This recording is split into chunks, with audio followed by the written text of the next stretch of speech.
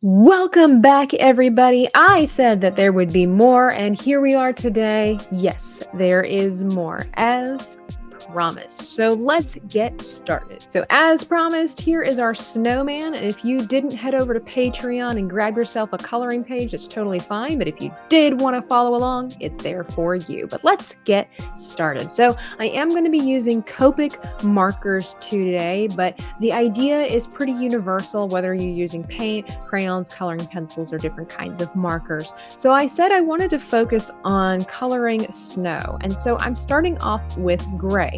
Now, the secret to coloring snow to make it look like it's more three-dimensional rather than just a flat surface is ambient lighting. Fancy term here for ambiance. And so you want to just create some shadow work that will help with creating the illusion that there's more to the snow than just a flat surface, right? So shadows are the way to go, shadows and highlights. So since snow is just automatically a big booming burst of highlight, we need to focus then on the shadows. So doing light touches of gray, we're just going to pretend like this snowman is out in the middle of a beautiful dell somewhere on Sunnybrook Farm in the middle of the day, or maybe around 3 o'clock because the sun's over to the side, whatever. And we're going to be adding light touches of gray, and they'll get darker over on the edges and just softly fade out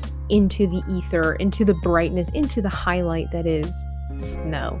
And that's honestly the easiest way to do this, finding one side and kind of sticking to it, finding the areas that would normally be in the shadows if you were looking at it. Now, this is a little bit more advanced because it has to do with observation, which is why I have this tutorial here so you can learn about where to place your shadows. It has to do with observation. Where would the shadows be if the sun was, like, let's just say, over to the side over here? So then that means all the shadows are going to be over here like it is with my snowman. So that's just one thing to look at. And everything doesn't need to be in gray. The secret also to ambient lighting has to do with what colors are being reflected here and there. So if we shined red and blue light onto snow, there are going to be areas in the darkness that have like a purplish or reddish or bluish tint to it. That is a little bit more advanced, but you hopefully get the idea. So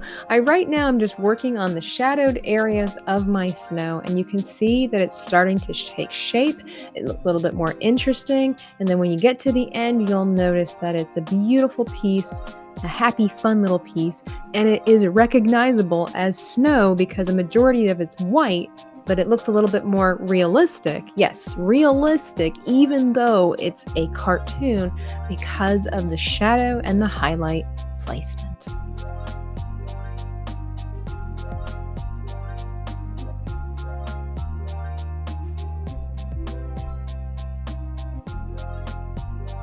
Now, I wanted to pause here and just take a little time to walk through the eyes. You'll remember in a previous video that I talked about how to color different kinds of chibi eyes.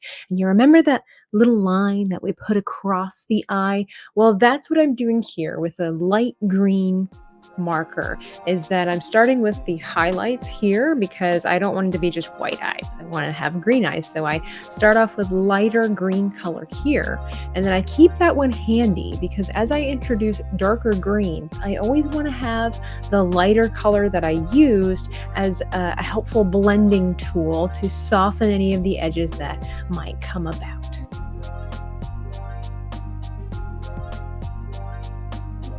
And so you'll see I introduced the darker green, kind of just put a couple of flecks in there, if you will, a little swish and flick, and then I will go back and use my lighter greens to help blend and soften so it's a nice, beautiful, smooth blend of greens. And also, again, being consistent with where we put the shadows and the highlights. Now, if we look at our eyes, so you'll see there, like even with our eyes, there's a mix of darks and lights going on in there. So with this particular image, I wanted to have the darker colors towards the back because that's where the shadows would be. And we see that the catch light's there at the front. And so that's where we want the highlights to be. Pretty simple, makes sense? I think we get it. think we get it. So that, my friends, is how we color snow, and also just a nice little reminder of how to color eyes, chibi eyes, any kind of eyes, just having the different blends of different colors and where to put things. Super fun, very cute. Hope you enjoyed this. And yeah, if you want to have access to the coloring page of the snowman and give this tutorial a try, you can download it over on Patreon for free, limited time, releasing it to the masses for free. You can join me over there. And of course, if you want to support the channel, feel free to join either the pencil fam or the coffee fam, or if you want to be a part of the super secret stuff, you have that option over there as well. Also, feel free to check out my Etsy store where you can get really cool prints and stickers and designs of some of my previous chibis. Hope that you enjoyed this video. Please leave a like if you did, and subscribe if you are new here. I hope everybody has a happy holidays, a Merry Christmas, and all of that in between. Catch you later. Bye. Everything you know that you could get. Don't let them guide your life towards regret. I'll fight for what I love with every breath.